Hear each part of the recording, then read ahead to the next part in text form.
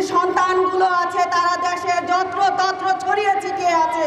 তারা কিছুদিন পর পরই তাদের মা শেখ হাসিনার এক একটা করে ভিডিও পুট আপ করে আর বলে শেখ হাসিনা এই চলে আসলো, এই চলে আসলো।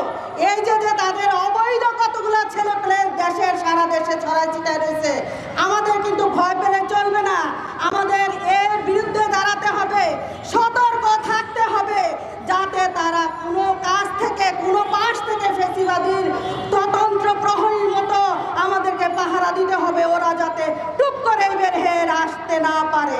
আসলে তারা টুপ করে আসতে পারবে, এটা কিন্তু আমাদের সতর্ক থাকতে হবে। এই জুলাই আগস্টে যেই আমাদের যুদ্ধ হয়েছে, এর মধ্যে যেই ছেলে মেয়েরা বড়রা যতগুলো মানুষ আমাদের যুদ্ধে আহত হয়েছে, নিহত হয়েছে, কারো চোখ হারিয়েছে, কারো পা হারিয়েছে, কারো অঙ্গহানি হয়েছে, এদেরকে যথাযথ ট্রিটমেন্ট হচ্ছে? আমরা কি এগুলার সঠিক কি খবর রাখছি না?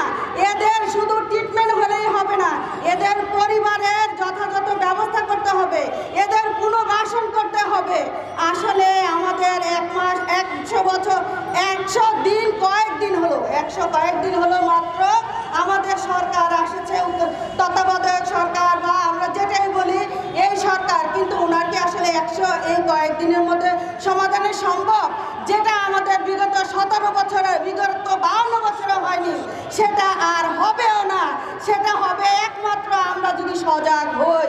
না হলে এই যে বিভিন্ন ফেসিবাদী লোক ডুব দিয়ে আছে, বিভিন্ন জায়গায় ডুব দিয়ে আছে, তাদের জন্য আমরা উঠে দাঁড়াতে পারবো না। আমাদের সতর্ক হইতে হবে, আমাদের এদের প্রত্যেকের চিকিৎসা, পুনর্বাসন এবং তাদেরকে সঠিক বিচার পাইয়ে দিতে হবে।